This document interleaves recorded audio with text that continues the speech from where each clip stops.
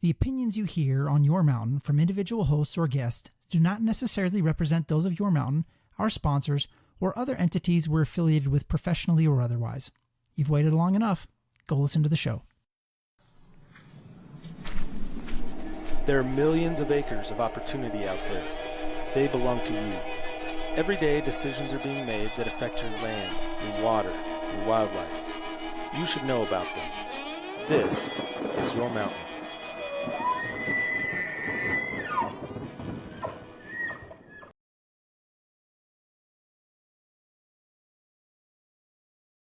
Hey, everybody. Yeah, we got nothing, Dave. I didn't. Hey, welcome back to the Your Mountain podcast. I'm David Wilms, Nephi Cole. You wanted to hear the intro, didn't you? I thought you were playing the intro. I thought that's what was happening.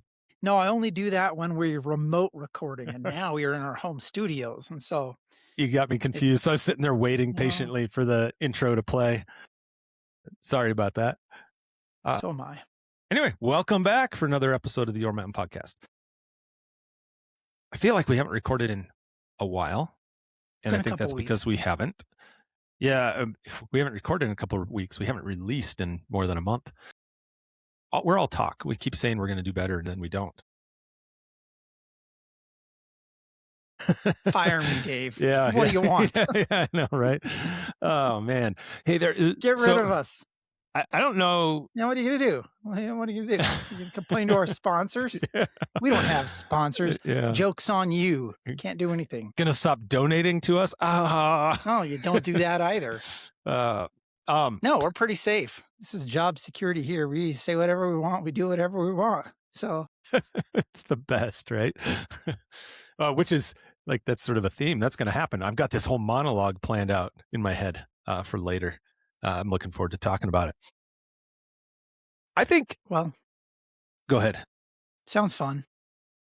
I think we got a lot of things we can talk about. Maybe we just jump right in.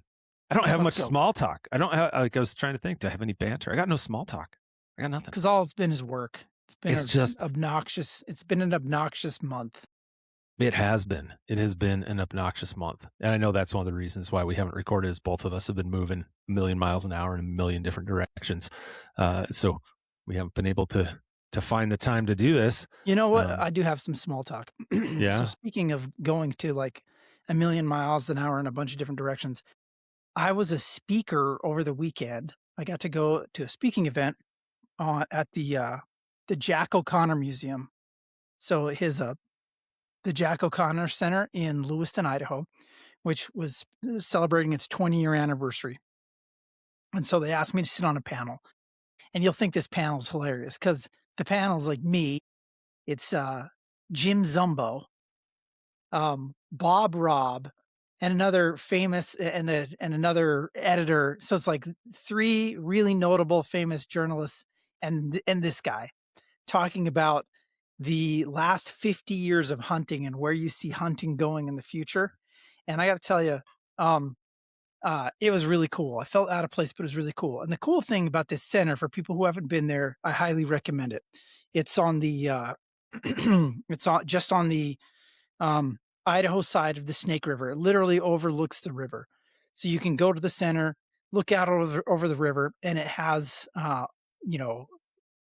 books you can purchase, like O'Connor's books, bunches of his, magazine articles compiled into books, has his trophies, it has all sorts of stuff. And so for those of you who don't know, because you just moved to this planet, Jack O'Connor is just one of the iconic and great authors in the outdoor space. And it was really cool because the museum kind of highlights where he came from, which is he's an English professor who then ended up becoming a, kind of a outdoors writer. And it's because he just wrote a story and somebody really liked it. And they said, well, you come work for us. And he took a giant pay decrease and then, went into the outdoor space. And a lot of people know him as 270 Jack, right? Because he was one of the guys that really popularized the 270 Winchester, which I'll come back to. But probably the most special thing for me at the banquet, I sat with two of his children.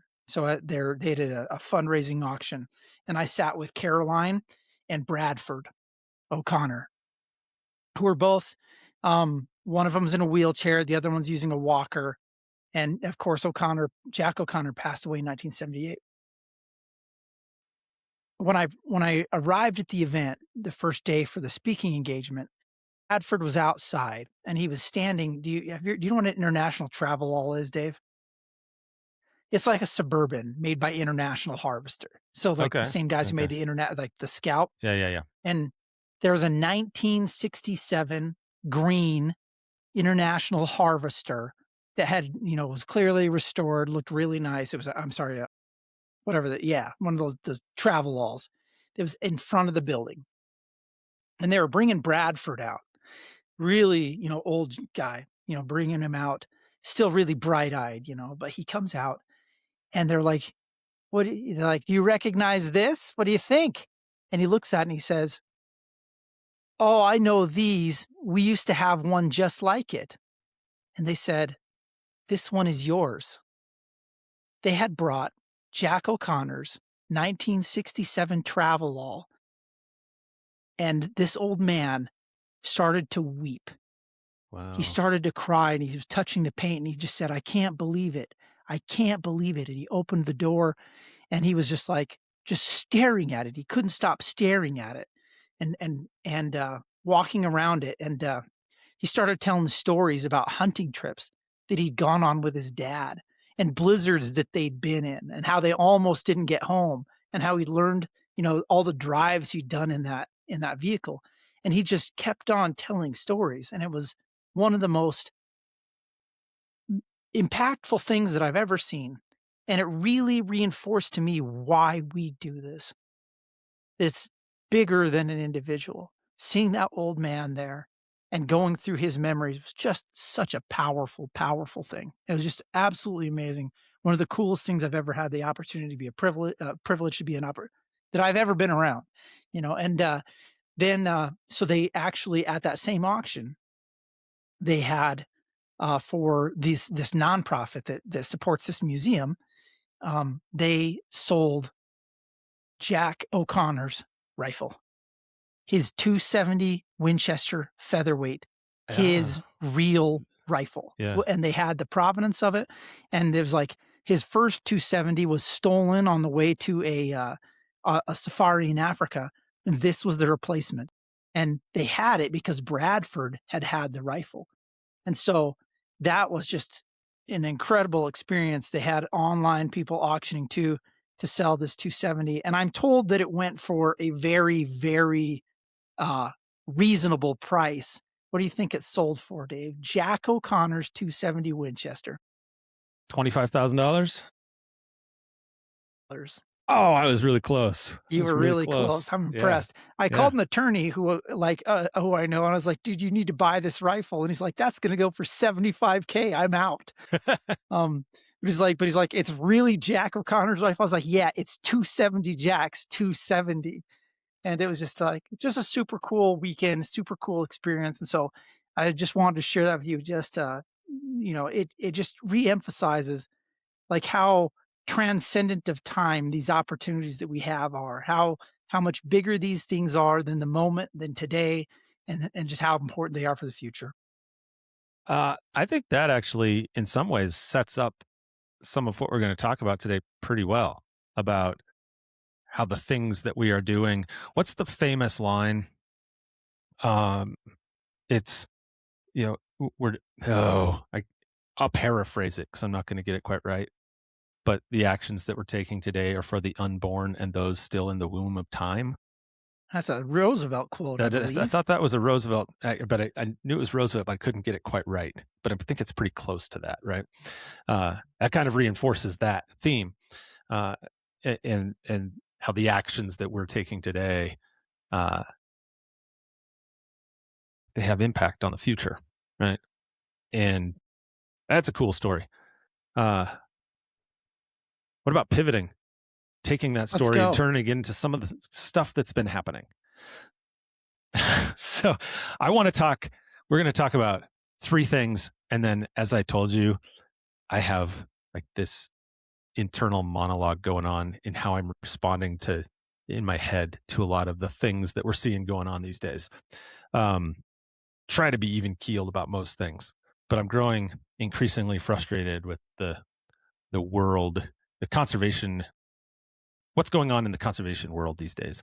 And I got some thoughts about it.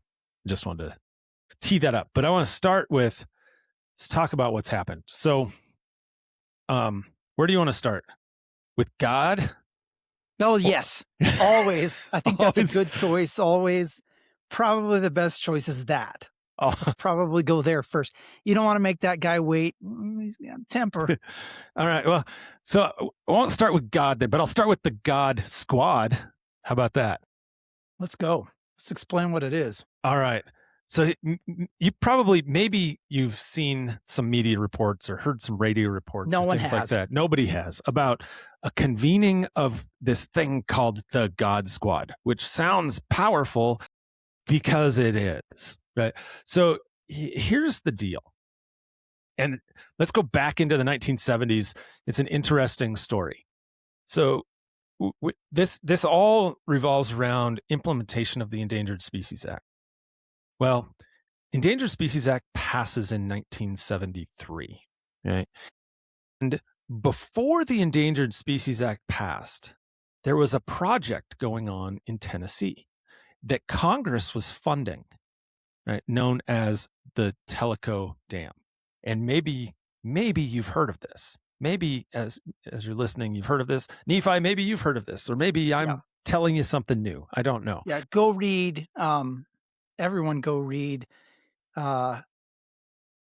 Cadillac Desert, just an absolute classic by Rob Reiner.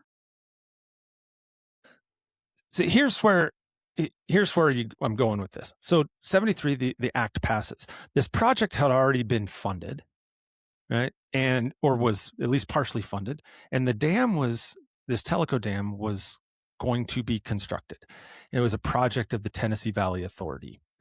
After the Endangered Species Act was adopted, one of the first species listed in the early years was this small fish called the snail darter. And the snail darter was believed to only be found in this particular watershed where this dam was going to be constructed. And it was listed, and there's a process under the act where if you're going to do a project that could, impact a species, you have to go through a consultation and write a biological opinion. And if you have this opinion that says there's a jeopardy finding, meaning this project could jeopardize the continued existence of the species, meaning it could potentially cause this species to blink out, you have to write some reasonable but prudent alternatives. And I'm not making these up. That's what they're called, reasonable but prudent alternatives that could be implemented to offset the impact of this project. In the instance of the snail darter, there were no reasonable but prudent alternatives that could be implemented because you're building a dam. It's going to flood an area. And one of the things this snail darter needed, it was going to flood the snail darter's habitat. And instead of having these free flowing clear waters, you were going to have, relatively still waters backed up by a reservoir. And so there was no way to do this reasonable prudent alternative, which led to the very first case to go before the United States Supreme Court, called Tennessee Valley Authority v. Hill. That on the ESA. On the ESA, yes, excuse me, on the Endangered Species Act. And so this is the very first case, and it was challenging this project being stopped. So because there were no reasonable prudent alternatives, the project could not go forward. Right? Congress had invested money in this. The project had already been started, but it couldn't be completed because of this snail darter. So court hears the case and issues a decision.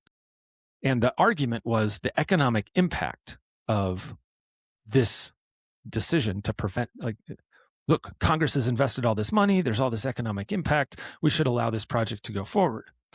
And the Supreme Court came back in what is one of the, not just the first decision, but one of the most consequential decisions it's ever made around the Endangered Species Act, and said, economics don't matter. Economics cannot factor into a decision whether or not to list a species or whether or not this project moves forward. And so the decision, it effectively stopped the project. Now, to be fair, I think it's important to talk about this with the court. This is it's not like somebody made that up. It's not that the Supreme Court said. The Supreme Court doesn't decide just on their own that economics don't matter. The law didn't consider it. That's right. So when you look, and it's really similar to a variety of environmental laws that were written at that time period. They didn't have an economic component. They had this, everything has unlimited value where it's at. They didn't say like, okay, create a hierarchy of economic values for these environmental, goods and negatives. It's just like, it's binary. That's right. But this decision did not make Congress happy. Congress had invested millions of dollars in this project. And so as a result of this case, the Congress amended the Endangered Species Act to include an exemption process to this jeopardy prohibition. So you have a jeopardy finding, no reasonable prudent alternatives apply. The project would therefore have to end. Right? Congress passes an amendment to the ESA that creates what's called the Endangered Species Committee. But it's been, over time, just been referred to as the God Squad, because this committee is made up of secretaries, like the Secretary of Interior, Secretary of Ag, Secretary of the U.S. Army, Chairman of the Council of Economic Advisors, Administrator of the Environmental Protection Agency, Administrator of the National Oceanic and Atmospheric Administration, and representatives of the affected states that are then appointed by the president. And they have the authority to make a decision to exempt this proposed project or activity from a jeopardy finding. So basically to say, even if a species might go extinct, we're allowed to override that, play God and say, it's worth allowing this project to go forward, even if it results in the extinction of this endangered species. That's why it gets the name God Squad. Yeah, it's not because they're powerful members of government. It's because they are given, the future of a species. They're given the thumbs up and thumbs down on that. That's exactly right. And what's interesting is right after that decision is made, and all this history matters. I'm getting to that, right? All this history matters. Right after that decision is made, right after Congress amends the act and creates this God Squad, it convened. Right? There was a petition in 1978, right after the amendment. The God Squad was convened to consider the Tellico Dam project's threat to the snail darter. And in something that's really, really fascinating, Congress created this exemption to try and create a glide path for this Tellico Dam project to be constructed, to be finished. The God Squad convened and voted in favor of continuing to protect the snail darter species. It didn't allow that project to continue. Now, this was a famous moment, not only for the ESA, but also for reclamation. It was also, famous for dam building and the future of, construction on waterways in the U.S., because it was really the first time that somebody put an environmental issue above just the raw, capital of building the dam. Yeah. So what's interesting on this is, so the God Squad convenes and it actually says, nope, not letting the project go forward. And Congress didn't like that action, and ultimately voted to effectively override the ESA and authorize the project to be completed anyway. Project was completed, and in an ironic, I guess, twist of fate or serendipitous twist of fate, or I don't know. Later, these snail darters were discovered in a lot of other tributaries as well, and they have since been delisted. They've recovered and been delisted, even though success story. Even though in that particular tributary where that dam was, it had the intended effect. Like, it pretty much wiped out snail darters, but it turns out they were in several other places as well. And so I thought, that's that story. But the big story here is about this God Squad. So the God Squad, that happened, right? Now, fast forward like 6 months, because this provision of God Squad comes in 78, and just bam, bam, 2 quick actions happen. In 1978, 79, the committee was again convened to consider another dam project that would jeopardize whooping crane populations. Do you know where this is, Nephi? You'll know this place well. I promise you. Idea. I promise you, you'll know. It's interesting. It's in between you and me. In between you and me. Was it Glendo? No, but you're getting close. You're real close. Grey Rocks. Grey Rocks, okay. Grey Rocks Reservoir. So Grey Rocks Reservoir in Wyoming on the Laramie River there was a jeopardy opinion that this project was viewed to jeopardize whooping crane populations in Nebraska because it was going to dam up this river and impact habitat and breeding habitat, so forth. And this is, until recently, this is the only time that the committee voted in favor of the project. It granted the exemption. I shouldn't say the only time it voted in favor. It's the only time that it survived. Voted in favor of the project, granted the exemption, but created conditions required by the ESA. So it imposed some conditions, even though it granted the exemption, and allowed that dam to be built. And now that is a pretty popular fishery. And there are other environmental accounts that send water down to central Nebraska. Actually, you were going to say Pathfinder before. It actually does come out of Pathfinder Reservoir. Pathfinder, sends this water down. Glendo. So it just manages a slug of water that has to move down at a certain time of year to benefit whooping crane populations through that system. That's right. So it's just finding water in a different place and sending it down to central Nebraska. And then fast forward to 1992, and you have the third time this committee convened. And they convened to consider an exemption for northern spotted owls, where there was an opinion that these timber sales in Oregon would jeopardize the continued existence of spotted owls. And in that, the committee granted exemptions for some of the sales, but that was challenged and the Ninth Circuit Court of Appeals overturned the God Squad's determination.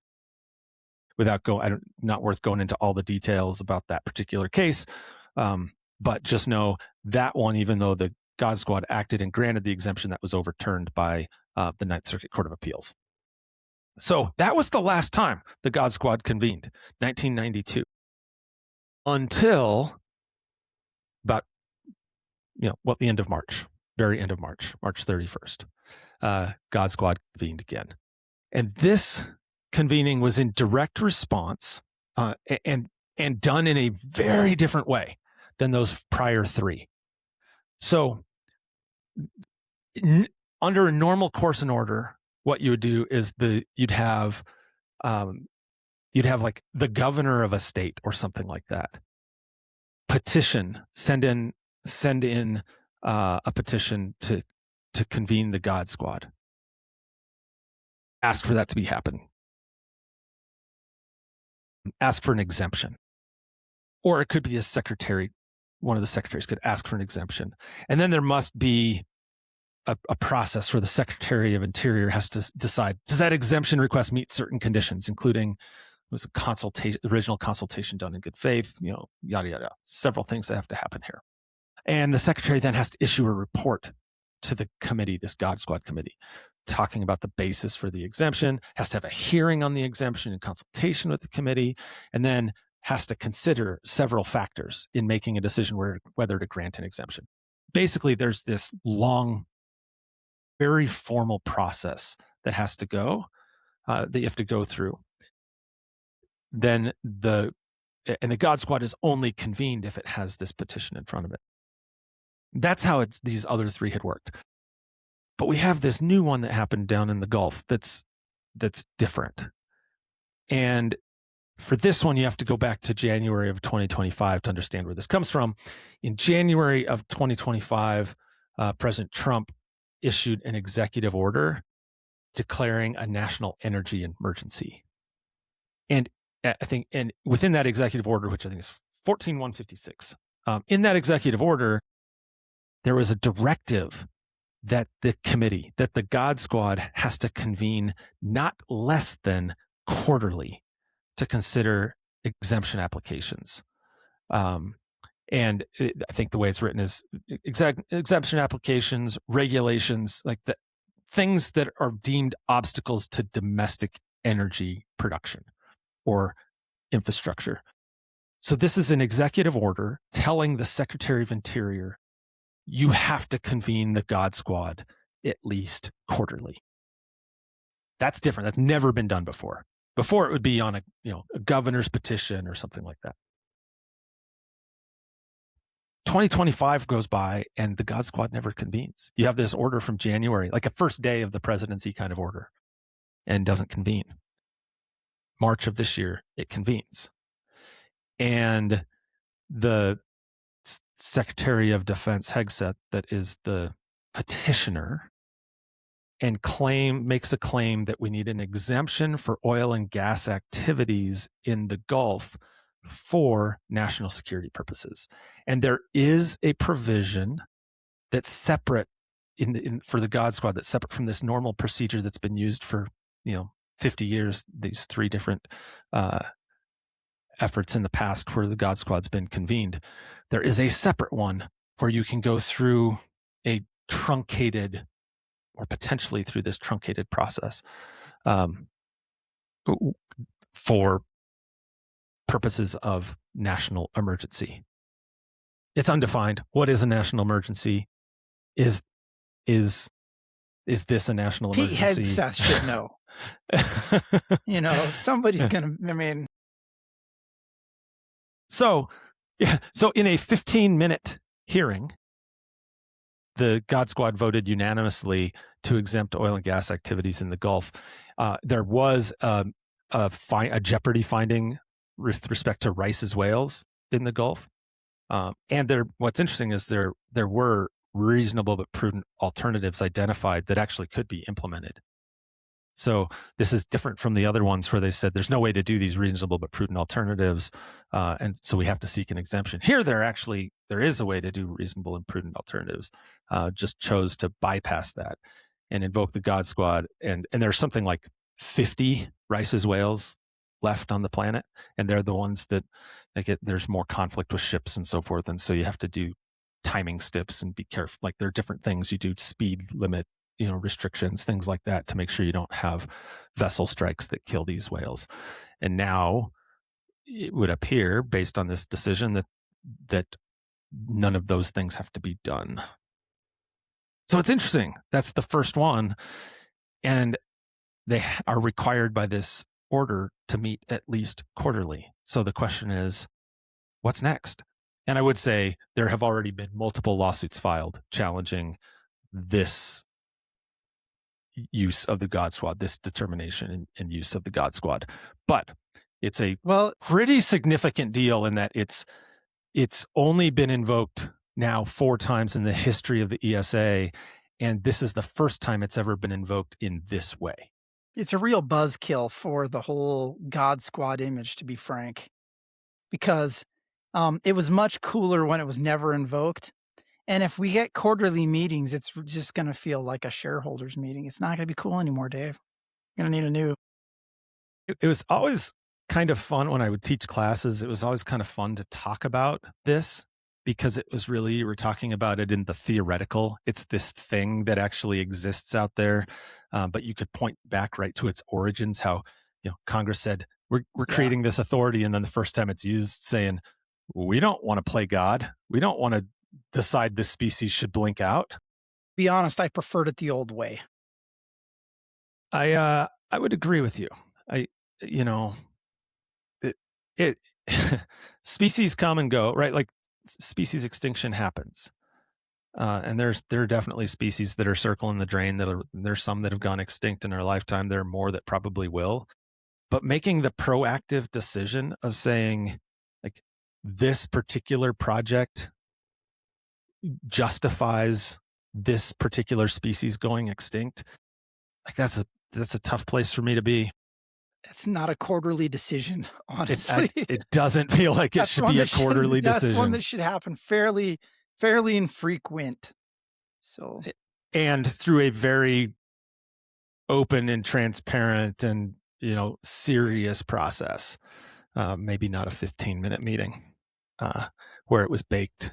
The decision had been made before the votes were even cast. My 2 cents. Interesting thing, though. You want to go from one downer to another, or do you want to put a good one in between? Do you want to talk? What's next? That was pretty fun. Do you want to talk hunting dogs? Let's talk hunting dogs, and then we'll go to the third topic. So everybody should be happy about this because you may not have been following it, but there was a provision that was moving through Congress that was in two different forms that had the potential to really negatively infect hunters and sport shooters, but also just like dog owners, people who like dogs. And this is a common thing, which is we've seen a lot of work by animal activism groups to bring a bill, package it as one thing. So say this is the intent of our bill, but then for the content of that bill to be significantly heavier, significantly uglier than they say the intent is. And some examples of this would be like the Oregon ballot initiative that we're dealing with, right? Where people are saying, well, this is really about hunting a given species. And if you're a hunter, you hate that. But the reality is if you looked at the content of the bill, it's much deeper than that. It's everything. It's big. So that ambiguity in a lot of these bills, in a lot of bills that are being brought recently, and I would say over the last decade, I think it's gotten worse. That's probably not a bug. That's probably a feature, right? Whereas you make legislative asks broad enough that they can be a bunch of different things. So let's talk about a few points of what this did. So this was a bill was brought called the Greyhound Protection Act. And if you hear that, you're like, well, what is that about? It's about busing, right? Yeah. It's protecting bus. Have you ever ridden a Greyhound bus? I they think deserve once, to be extinct. But Just kidding, Greyhound. As a child, I went on a bus trip on a bus, and I'm not lining up to do that again.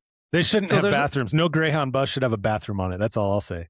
If there's a bill, if there's a bill that says the Greyhound Bus Bathroom Removal Act, I'm all for it. Like, get those off the bus. You don't need somebody going back and destroying that bathroom, and then you're sitting there in a hot bus the rest of the way, enjoying that. So give me that bill. I'm all over that. The Greyhound Bus Bathroom Removal Act. Well, it's the same bill, Dave. I'm assuming that's what you're talking about here. It does all the exact same things. You can do this. If you pass this, they'll give you that as part of it. There's a huge lobby in the animal rights world, as people know. And there's a lot of money behind efforts to ban hunting dogs and sporting dogs. And that animal rights crowd, especially, they have it out for hunting, of course, because hunting, not only do they think that you're torturing your golden retriever, mine feels tortured right now. He's trying to break down my office door. I can hear him just continually like whacking it with his head, thinking that sooner or later it's going to pop open, but he's wrong. But yeah, they hate that. They hate me torturing Murphy. But this bill, the Greyhound Protection Act, was propagated as an effort to ban greyhound racing, specifically because of the use of live lures to train greyhounds. Now, would you like to take a guess on how many states were doing greyhound racing? One. That's exactly right, Dave. It's one. It's one. West Virginia, right? It's probably in my notes. I'm pretty sure it's West Virginia. Yeah, it's banned. It's already banned in 44 states. And so I used to know that I was almost to my grandparents' house growing up when we passed the Greyhound track. That's one of the coolest things I've ever heard. Your grandparents live in West Virginia? No, it was in Colorado Springs, but there was a Greyhound racetrack in Colorado Springs back in the day. Well, this bill was primarily led by the left side of the aisle, with the exception it was bipartisan because, of course, you had the more conservative folks jumped onto it as well. Why? Well, because it's about dogs, right? And so this is actually a common issue that we have in bunches of issues with our wildlife policy, which is that because it's a fluffy animal, it really doesn't matter whether it's Republican or Democrat. A lot of people will vote for this just because there's such a strong contingent of people that love animals that if you can package a bill as saying this is a pro-animal bill, and if you don't pass this, animals are going to be harmed, people will jump on that bill. And so because of that, we've gotten actually a lot of bad legislation in the past, like the Wild Horse and Burro Act, which, people love horses, right? And so we pass an act that puts us in a management scenario where it's impossible for us to do what's right for the habitat of both the horses and the burros or everything else in the landscape. Why? Because the heartstrings, the heart wants what it wants. People pass this legislation because they're like, oh yeah, we're going to do a really good thing. And they've been sold the intent of what it's going to do one thing and the content is another. And so, this is a common occurrence. And the same thing was happening with the Greyhound Protection Act. There were individuals who were calling their representatives, and they would call them and they would tell them, hunters and sportsmen call and say, hey, look, this does a negative thing to hunting and shooting sports. This does a negative thing to retriever trials. And they had staff in DC. And to be frank, if you are a staffer in DC listening to this, and you are the person who is pushing these phone conversations back, do better. Because these staff were repeating talking points that they had been given by animal welfare groups. And they were telling sportsmen who knew exactly what they were talking about, they were telling them, oh, you're being misled. This is really an outside effort from a foreign group that, in Italy that wants this thing or that thing.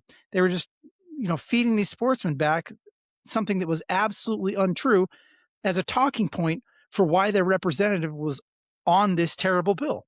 Well, the bill wasn't going to go anyplace until, and realizing it wasn't going to go anyplace, it was moved to the House Ag Committee, and individuals were able to get that onto the Farm Bill, in considered as a part of the Farm Bill in a voice vote. And this is where it gets really crazy. They didn't have the votes to get it on. And I know from people who were sitting in the room that what happened was when the voice vote was called, the nays had it. But for some reason, the chairman thought that the ayes had it. And that provision moved forward. And nobody called for a roll call vote after that? Everybody was shocked. They couldn't believe it. AKC, Sportsmen's Alliance, they immediately shifted into high gear. They realized what this would do to dogs, dog sports, and especially hunting dogs. Because what this did, because it banned the use of live animals for the training, it also created issues where, let's say say you trade bird dogs. It absolutely crippled the bird dog training industry. It crippled the hound industry. It was just let's see. Go ahead. Sorry. Go ahead. I was going to say, to clear it up, just to say exactly what the issue is.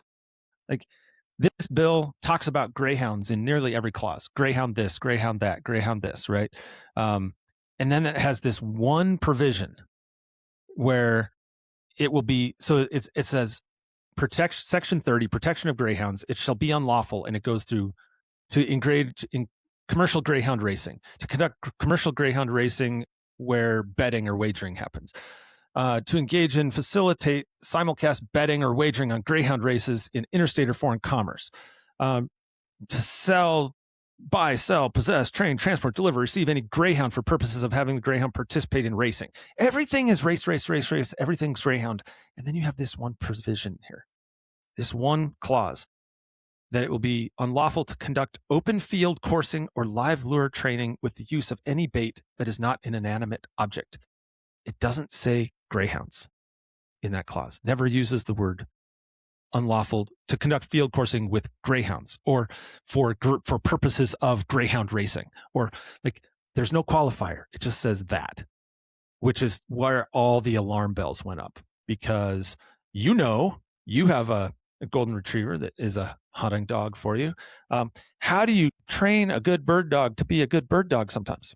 Yeah. While he would rather choose slippers, every once in a while he needs to see a real bird.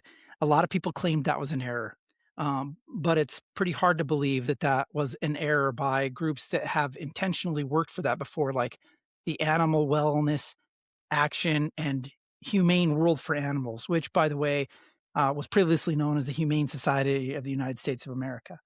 So they changed their name because of some challenges that they had. But it's hard to believe that group doesn't work for the exact same things, and that this inclusion of that language that would have been crippling to hunting was there on accident. AKC said that in their words, the amendment goes well beyond commercial greyhound racing, which currently only exists in one state. It also bans live lure training, use of live lures, open field coursing, events involving live animals, etc. Because these terms lack clear statutory definitions, they can be interpreted in ways that affect lawful hunting activities and traditional dog training methods. So like I said before, without continuing to read it, it's the bug was actually the feature here. The ambiguity in that one sentence was there on purpose. And it's something to be aware of because it's popping up more where you can have I've read numerous pieces of legislation now, and I'm sure you have too, where 4 or 5 pages of legislation will be essentially inert. And you'll hit a sentence that is absolutely earth-changing. And, that's not an accident. It's the full Lawyer Employment Act. That's yes. It's just great for me. Like great for me for this to happen because words matter. And that's what some of the lawyers get paid to do is to find that stuff, right? It's unbelievable. It's unbelievable. Good job, Dave. I didn't find it. I'm not a good lawyer. I didn't find it. So this is essentially stopped now. Like it looks like everybody's got their hands around the neck of this idea and that it's getting choked out. We discussed this, of course, at a recent meeting. You and I were at a meeting with the AWCP, and folks were talking about this. And so it's not as if it's off of anybody's radar, but it still needs to be a wake-up call. That animal rights crowd is concerningly close with many members of Congress, including Republicans. It's not a partisan issue anymore.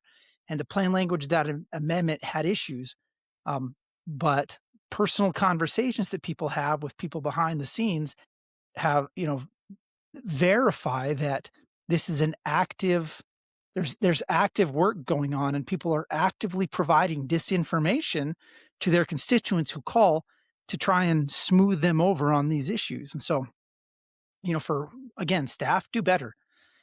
Think about, again, you got to be honest with your constituents, even if you don't agree with them. Yeah, I would also note that the person behind this is the same person that was, or the one that's the champion for this particular the Greyhound Act, whatever, is the same person that was really pushing this effort. Remember, maybe a year ago, maybe a year and a half ago, I can't remember exactly when, not that long ago, there was a proposal to remove barred owls in the Pacific Northwest to try and benefit northern spotted owls. And it had really broad bipartisan support because barred owls were moving into these areas. They were prolific, tons of them. There was a proposal to kill it. On paper, it looked like a lot, but it was over the course of about 30 years. And the same person was like rallying the troops to try and kill that. And I believe it was trying to use the Congressional Review Act to actually kill that. And that got beat back because that proposal happened. So like, it's sort of that point of like, be aware, like be careful. And the argument there was to get Republicans on board with that barred owl one was the economics of it. This is going to cost too much money, so we shouldn't do this. When really this is a wildlife management decision in that instance. And, this effort was going to cut at the U.S. Fish and Wildlife Service's ability to do wildlife management. It's kind of, it's not bizarre, but it's a reality that these proposals, like a lot of them, they come, it's a wildlife management issue, you said, but the reality is that a lot of them almost like they all try and take humans out of the equation. They all try and take people out of the equation with animals. It tries, out of the, whether it be as a trainer, whether it be as a hunter, as a consumer, it's kind of this idea, kind of with wild horses and burros, right? Like it's almost like a let nature take its course, but it's not really a let nature take its course thing because, there's just this utopian idea that everything will be fine if we, because the animals talk to each other, so they'll all just chat with each other and get along, and they'll divide up into the right places, and they'll do what they were supposed to do, and they'll all be great with each other, and they'll all be great with us. It's just kind of this Pollyannish view of the world and of ecology that drives these things, as if there's no benefit to having to shaping your environment, to shaping where you're at, to shaping the everything for all species. And I had a great professor in college. We were talking about wolves specifically, and this is a long time ago now. It's 30 years ago now. We're dealing with don't date yourself too much. Yeah, dealing with the implications of wolves in the environment, and we were having a discussion about this, and he had said, people talk about wolves and they want to know what science tells us about having wolves in the environment. And he said, science doesn't care. Science doesn't care at all. It doesn't care whether there's 5 or 100, whatever. That's not science. That's management. And management is a decision. And we make the mistake. People make the mistake of thinking these things are science-based, and they're not. They're policy-based, and they require that we have a goal, an outcome in mind where we look into the future and we try and predict what kind of world we want. What kind of world we want for ourselves, what kind of world we want for elk herds, what kind of world we want for deer. And if we identify that end goal, then we can make rational decisions, and we can use science to help us get to that state or to try and approximate that state. And along the way, we're going to iterate. We're going to figure out what we did right and what we can do better, where our ideas were good and where our ideas were bad. But we've always got our hands on the steering wheel. And if we take our hands on the steering wheel, science can't tell you whether that's good or bad. Science can predict a crash that's going to happen when you let go of that steering wheel. They can tell you you're going to hit the wall, but they can't tell you what the wreck is going to look like. They can't tell you what happened. They can give you the autopsy, but they can't tell you whether you made the right decision stepping on the accelerator and smashing into that wall. And that's what we face with a lot of these ideas. There's this emotionalism with a lot of these ideas that we're just going to let go of the wheel and just go wherever and it'll all work itself out. That's not true. It's not feasible. It's not reality. I had this great discussion with a friend of ours who has a big podcast. We were talking about kind of this idea, where people want to put grizzly bears back and wolves back everywhere. And then they say, then we'll get nature back and we'll let Mother Nature take its course. And I said at the time, and I maintain it, Mother Nature, excuse my language, cover your children's. Mother Nature's a bitch. No. Now we have to. No. Oh, come on. She doesn't now care. This our record of clean podcast, Nephi. She doesn't care. She's a horrible person. She doesn't care who's there. She's just going to keep doing her thing. She's got a job to do and she's going to go do it. And she's not going to care who's happy and who's sad and who's hurt and who dies. Mother Nature is ignorant to our problems. So you can't depend on her to make the world that you want. You can acknowledge that you live next door to her and live with her, but don't expect her to make the world a better place for you. That's something you have to proactively do yourself. And when you see legislation comes that purposefully takes you out of this decision-making process that says, we're going to pretend like we're not part of the world. We're going to pretend like we live in a concrete box and like we're not responsible for the environment, like we don't live with these things, like we're not neighbors of humanity and neighbors of all species. When you do that, when legislation takes you out of that, that's an unnatural place to be. And the outcome, it's literally you're letting go of the steering wheel and just saying, well, let's see what happens when we hit the wall. I don't know if this is a segue into the next piece or not, but I feel like I have to use it as a segue into the next piece, just looking at the time. Okay. Because we could do a whole podcast on, humans being part of nature and the interaction with nature and all that stuff. I say I'll step off my soapbox so you can climb onto your soapbox. I'm not quite there. I got to go through this piece first before I climb on my soapbox. This leads to my soapbox. So the last piece we want to talk about is just providing the update. We had told you some time ago, we talked about the Congressional Review Act effort.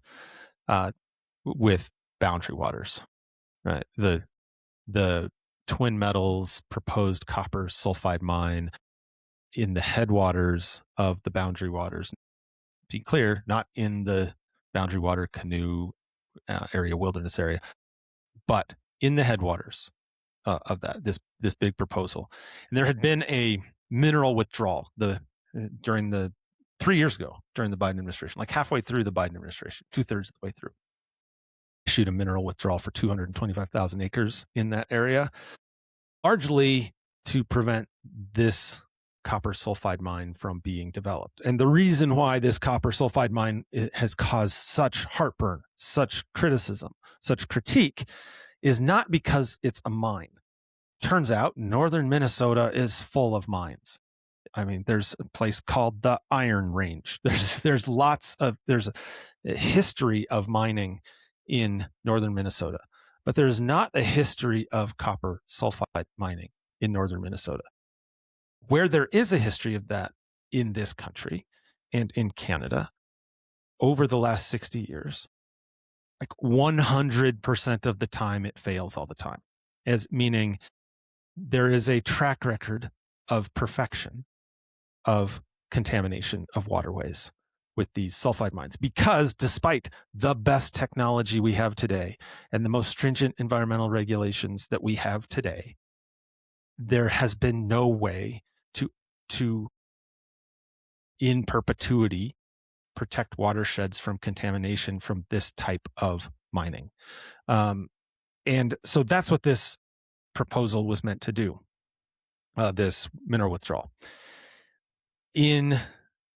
Earlier this year, in the House, Representative Staubert, representative from Minnesota, introduced a resolution under the Congressional Review Act, which allows Congress to bypass normal procedure, normal order, fast track a resolution and overturn rules issued by the executive branch by a simple majority vote, which is, simple majority is always the pathway in the House, although it also, you don't have to go through the normal hearing and markup and report out and all that sort of stuff process. You can fast track a resolution.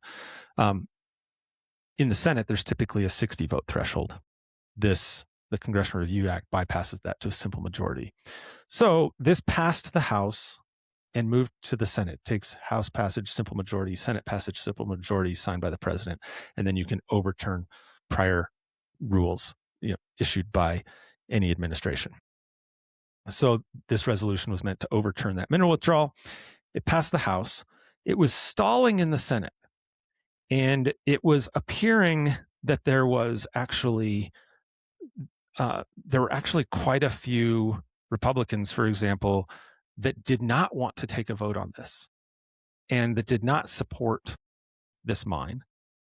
There are a number of reasons for it. Some of it is they had their counterparts, the delegation in Minnesota, both senators objecting to this, saying we don't want this. And there's a typical kind of decorum in the Senate where if a state doesn't want something to happen, you don't force it down their throat. You don't, go, if it's in their state, you don't go around them and do something. Right? So there's that kind of typical process. There's also, there were also concerns with this particular proposed mine was going to be owned by a foreign company, is owned by a foreign company. And there were already contracts in place to ship the copper mined from it to China, where it would be refined and then sold on the global market. So we'd be potentially jeopardizing this landscape, this area, for some short-term economic gain. But all the product would be leaving U.S. soil and going overseas to actually one of our biggest adversaries in the world. And there was some really deep concern about that.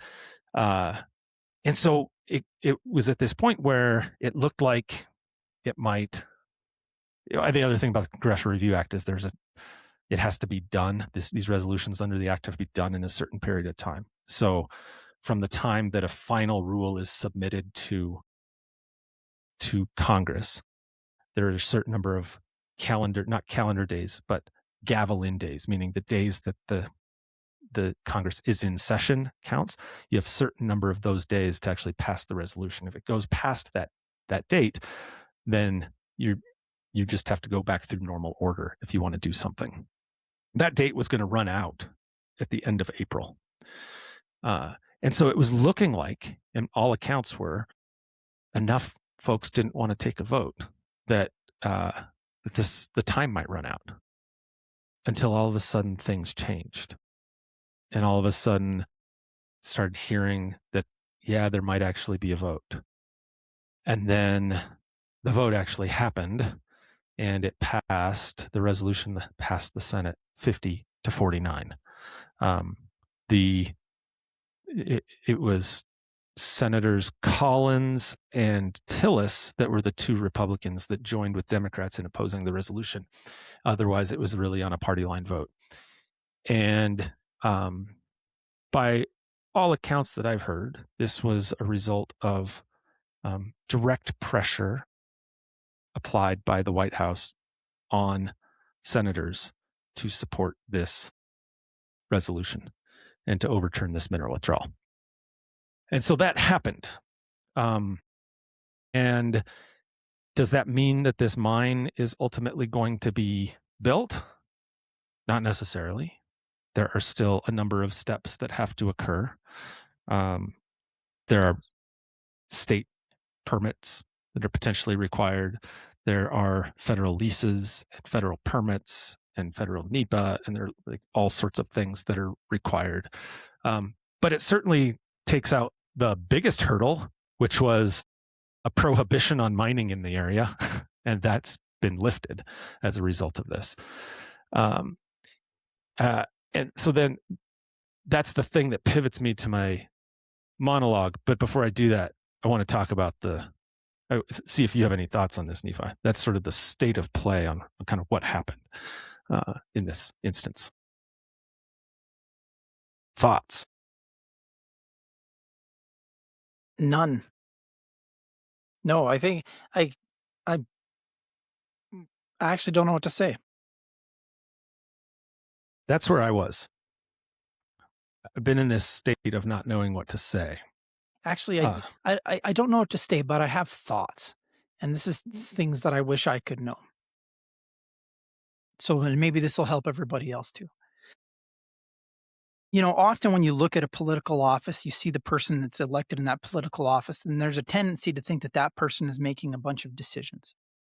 And while at the end of the day, the signature line is who it is, it's worth backing up and remembering, and this is tough for a lot of people to conceptualize. It's tough for the general public. We have a pretty informed listener group, so they all know this. But it's worth reminding ourselves, as you step back, there's actually a lot of people that are making those decisions, and it's typically not the guy whose signature is on the line. So the guy whose signature is on the line is getting a set of talking points at the end of the day that says, here's the 3 reasons we decided to do this. And then they back up that reason with, the 3 bullet points, and they repeat those 3 bullet points ad nauseum to the press. But the people who are making those decisions, they're doing that based on the faith, the belief that they have hired good people, right? It's a belief that they have surrounded themselves with competent individuals, and that those individuals have earned the trust to be able to make very weighty decisions, and that those decisions will reflect well on the guy who has to sign the check at the end of the day. And so it's worth telling everybody that's not always the case. It's not always the case that the staff make the right decisions. And sometimes the person who's in charge, they need to hear about that. And occasionally that requires, that results in, changes within an administration. It results in changes within who works in a given office. And sometimes people back up and they fix bad decisions because it makes it easy to say, like, well, that really wasn't our decision. That was a decision that was by a member of our team. We've reevaluated that and we've come to a solution. And I say that because there needs to be a realization from everybody. As you sit back and you think about these things, what I wonder is, I want to know who made the decision. I want to know who the people were. I want to know who the guys were. I always want the phone logs. I want to know, okay, who talked to who and why? and what were the talking points that led to an individual believing that this was the right decision today. Because there's got to have been some discussion of the, a weighing of the scales to decide why we end up this decision. And whenever I hear a decision like this and I'm somewhat flummoxed on the outcome, I want to know, okay, who was pitching which side of the argument and what were their talking points? And in this case, I don't know that. So when I'm left and when I'm saying like, I don't know what I think, it's partly because like, I wish I knew how we got here, because I'm not sure that I know. That's I mean, that's a lot longer discussion. But I do think in this instance, there's a lot of money and a lot of powerful people behind the scenes spending that money that helped get us to the point of this decision. Like, really do. And as far as the talking points, jobs, that's the talking point. Like, economic development for a part of a state that has been seeking and needing economic development for a long time. And this is viewed as an opportunity to bring in some jobs and some much needed money to a part of the state that maybe hasn't had the jobs and money, where industries have been suffering compared to other parts of that state, as a big talking point. I get that. That's a big selling point. That's a big talking point.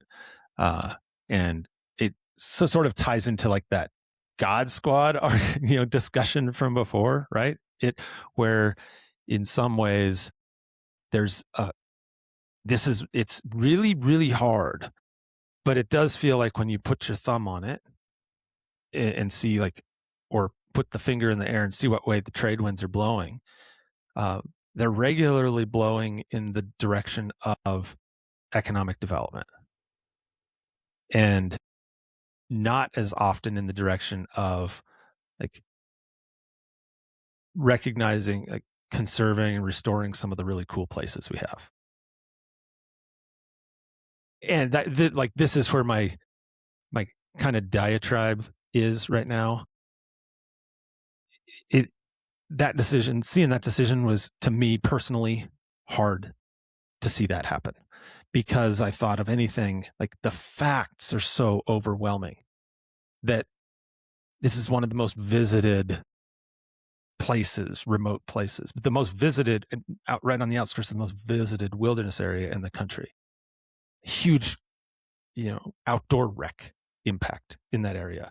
20% of the nation's freshwater water supply on national forests in that area, and a track record of 100% of this type of mine contaminating water and requiring permanent remediation in places where it's happened at unbelievable expense.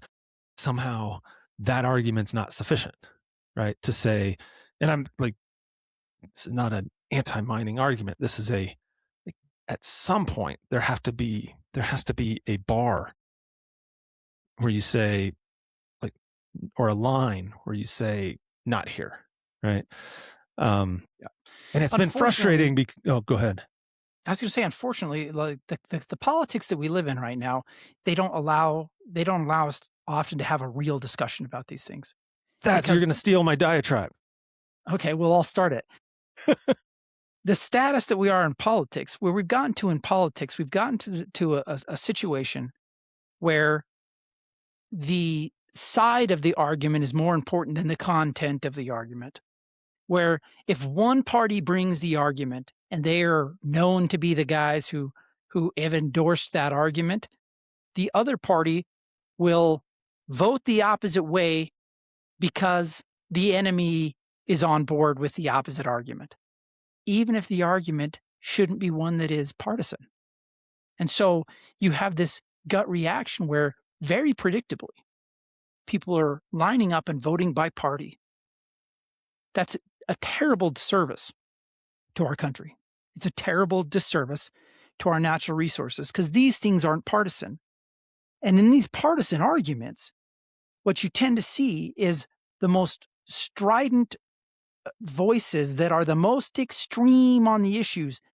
They run to the opposite sides as hard as they possibly can, and they advocate for the most extreme version of whatever it is. Why do they do that? Because they've been trained politically that the way for me to get anything close to the center is I will ask for the absolute worst. I will advocate. They've been trained to advocate for the absolute worst, thinking that then they're going to negotiate to the center. Well, that may have even used to have worked back in the day when people wanted to negotiate. But now nobody wants to negotiate. And so all you have are people screaming at the fringes for the most fringe ideas and the widest berth. And what it does is it leaves the middle absolutely alone, empty, an area of opportunity that no one wants to touch. Yeah, he stole some of my diatribe. I mean, as a favor to you. I don't know if a favor. I don't know. Like, you just stole my, like, I didn't know you were going to say that. Ripped the rug right out from under. You just said you were going to. You just said you were going to get on you're just going to go off. You didn't tell me about what. So that was honest. That was honest. None of that was stolen. It's like just rip the rug out from under me here. It might have been duplicative, but it wasn't stolen. I'll try and reframe it, recast it just slightly, because it might be just a little bit different, and maybe even a little bit more directly. It's been frustrating. The past year's been frustrating. But the past 5 years have been, the past 15 years have been frustrating. I shouldn't say the past year. My professional career, right? It's been frustrating. And here's why. And I'll work backwards a little bit. The past year has been frustrating because of things like invoking the God Squad to say, we're picking this development over the existence of, like, we're willing to let species blink out for this moment in time, for saying we need this short-term economic gain over the long-term, frankly, economic and ecological consequences of a mine in this headwaters area. It's this, whatever the last administration did is inherently wrong, and our sole objective is to erase anything it did from existence without actually taking into account whether there was some good or bad. And that goes for both parties. That just seems to be anymore the objective. The objective when somebody comes in is to say, give me a list of everything that the prior person did. And our primary objective is to undo all of that and erase them from the history books. Right? That's the objective. And so it's all about, I think this is kind of what you were saying. It's all about the political win, like that immediate win, rather than what's right for the country and what's right for the people as a whole and for the future. And going back to your story at the beginning of this, the future generations, like, what's right for that. And like, I'm expressing this deep frustration right now because we're living it. I'm like, I call myself a pretty conservative, conservation-minded guy, right? And it's frustrating to watch right now that I'm finding it hard to find examples of things that are being done with good conservation in mind. And then then I get even more angry because I think about, why is that? And then I go back to, when others are in power, like when a Democratic administration is in power, and things happen that are done over the objections of local communities and voices, sort of this big brother, we know best kind of approach of just ramming things down people's throat. And it just creates this deep-seated anger that then people want to undo because of that. And I see that happen. And I got to vent on one other thing here, because I see, it's no secret. You and I both have worked in Republican politics, right? I thought it was a secret. You thought it was a secret? Sorry, I let the cat out of the bag. Yeah. I get Democrat friends frequently saying, and I see this circulating online, and you probably do too, Nephi, and this is the other part of the thing that really bothers me lately, where they say Democrats are the party of conservation. And so if you're voting for Republicans, you're voting against, and you care about conservation, you're voting against your own interest. So come to us, come to our party. That's where you should be. And if everybody did that, all that does is create a deeper wedge and deeper division and a guarantee of wider pendulum swings. It's a fake thing. And when anybody does that, it frustrates me very badly. And you know, me too. So my issues, because here's the thing. It's fake. It's fake because the exact same thing happens on the other side for those of you who are clueless about it, which is you hear that let's take hunters and gun policy. You get told that you have to choose. If you value your right to keep and bear arms, you must choose the Republican Party, right? Just like you get told on the other side that if you value your wild places, you must choose the Democratic Party. You know, the most powerful person at the beginning of the year was on these issues, on the issues of public lands. Who was it, Dave? It was a Republican. Why was it a Republican? Because he came from a state where people rejected the idea, the state of Montana, where they rejected the idea that they had to choose one or the other. They rejected the idea that they had to, if they wanted to, have public lands, then it had to be a Democratic issue.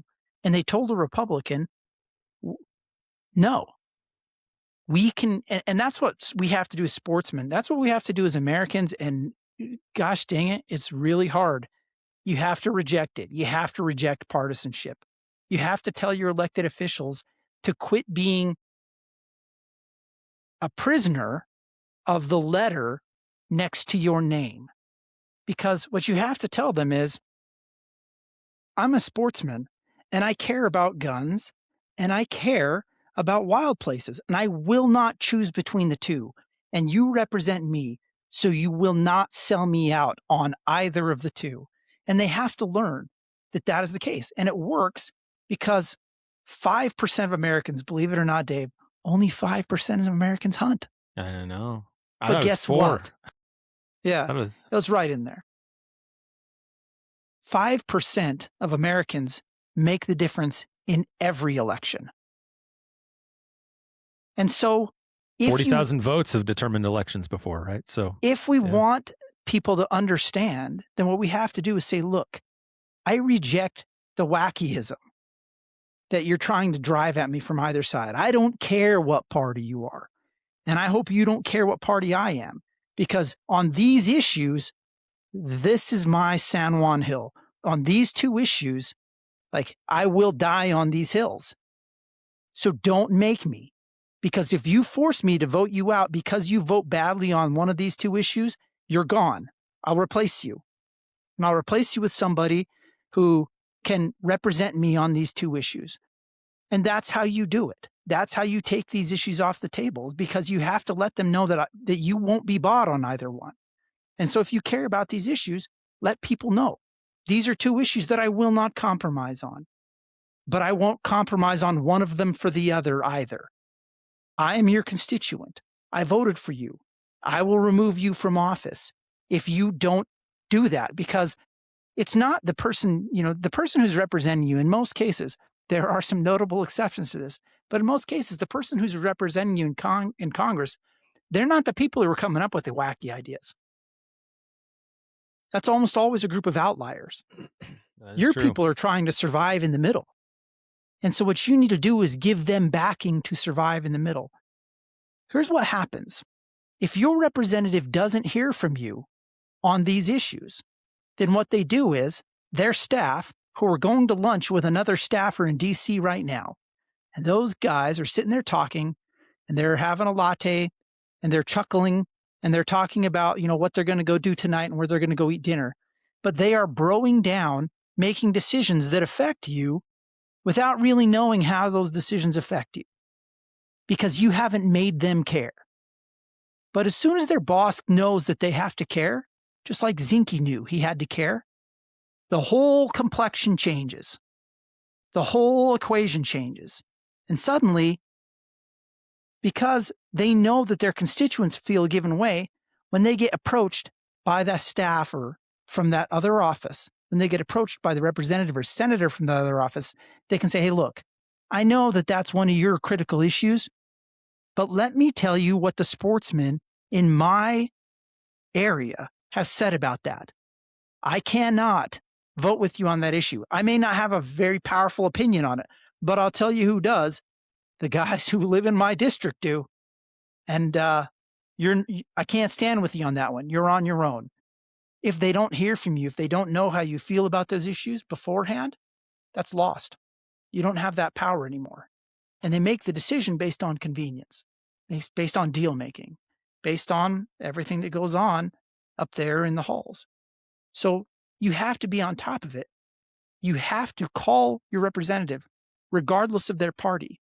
And you have to tell them that these things are important to you, regardless of what day of the week it is, regardless of who's advocating for a different piece of legislation. And you need to let them know where you expect them to sit. If you do that, then you make the issue a non-touchable one for them, and you secure them on your side. I wish I could agree with you. I like it in principle. I don't think in practice it always plays out that way.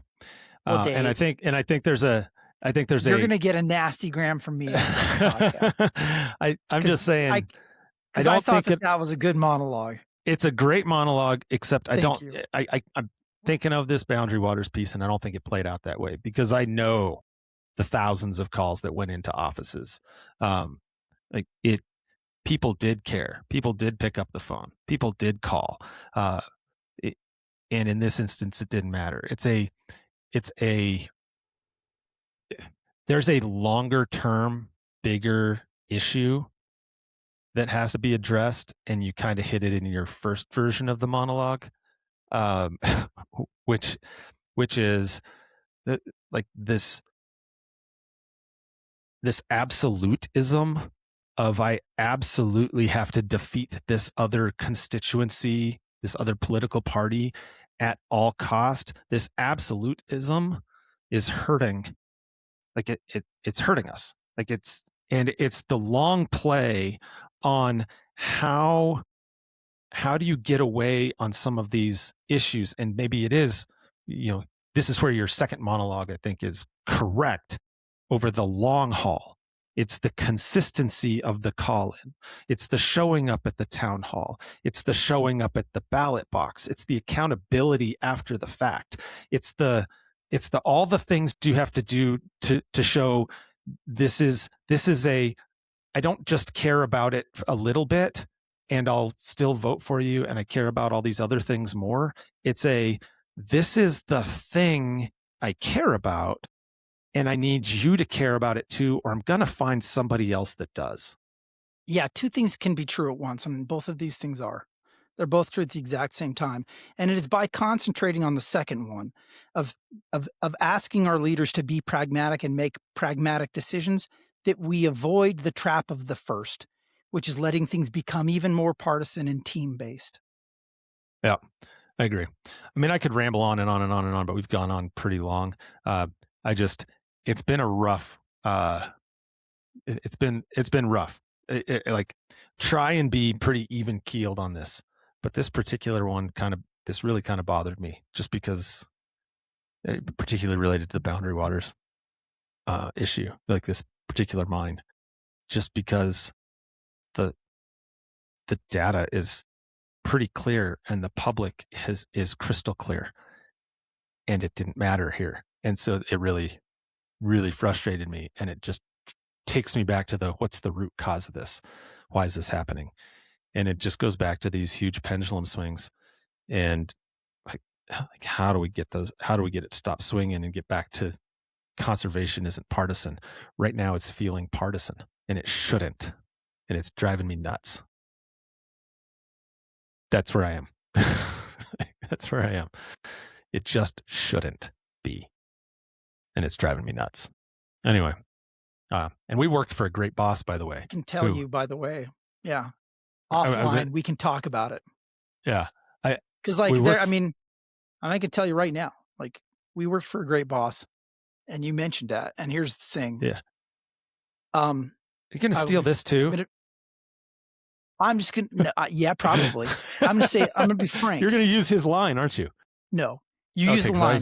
I was gonna use the line. There are a few. There are some people out there. There's some phenomenal potential leaders out there who are already becoming prisoner to the same thing. And I can think of at least 2 leaders on each side of the political spectrum right now who were so close to being awesome. But I can also, on both of those potential leaders, pick specific issues where they have taken a stupid, boneheaded position because some extremist on their side of the political spectrum has pushed it to them. And they're holding an extreme position on a given issue that if they would display the leadership of saying, no, we're not doing that, they'd be awesome. But they're prisoner. They're prisoner to the moment. And I'm going to leave it with this. I got to leave it with what our old boss used to say when he'd talk about these issues and how he'd kind of wrap things up. Right? And he was relaying the message that his own father and grandfather relayed to him, right? Which is where you find one blade of grass, leave 2. It's a pretty good message to leave on. I think that's a pretty good message. I always liked that one. And I think he meant it. I know he meant it. Yeah. He was privileged to work for that man. Great guy. Any last thoughts? Be the type of person that, be the type of person that someday somebody wants your rifle. Love it. Or you were important enough, you were an important enough man to the world that when people look back, they go, you know what? He carried that rifle. Yeah, I'll pay more than that's worth. Love that. Absolutely love that. And I guess the last thing I'd remind folks is people revere Teddy Roosevelt, rightfully so, for all of the things he did for conservation during a really pivotal moment in our nation's history. And if you go back and really study that period of history, those decisions were very controversial. Like he did some things that we've benefited from today because he made some really hard, very, controversial decisions. And so leadership is hard. And, being in that position where somebody wants to buy your gun like that, that's hard. That's hard too. So anyway, that's all I got. Man, we ended heavy. I thought it was a good podcast. Thought so too. I'm good. All right. Everybody. Nobody listens to this part of the podcast anyway. We've gone too far, too long. 20 minutes. They tuned out in the first 20 minutes because they were boring. God Squad was a pretty boring discussion. But if you made it this far. God Squad was actually pretty good, actually. Okay. If you made it this far, thanks everybody for sticking around. Thanks for listening to the podcast. Thanks for keep coming back. Drop a hundo in an envelope, send it to my address. Or mine, either way, whatever. I'll make sure Nephi gets it. Or after a handling fee. Yeah, sure I will. Anyway, thanks Dave, everybody. Thanks, man. Yeah, appreciate Good to visit with you. I'll try and get these last 2 mixed down. And Sounds I'll get them good. out to you folks. And remember, everybody, while you're waiting, that life is about experiences. So go have one.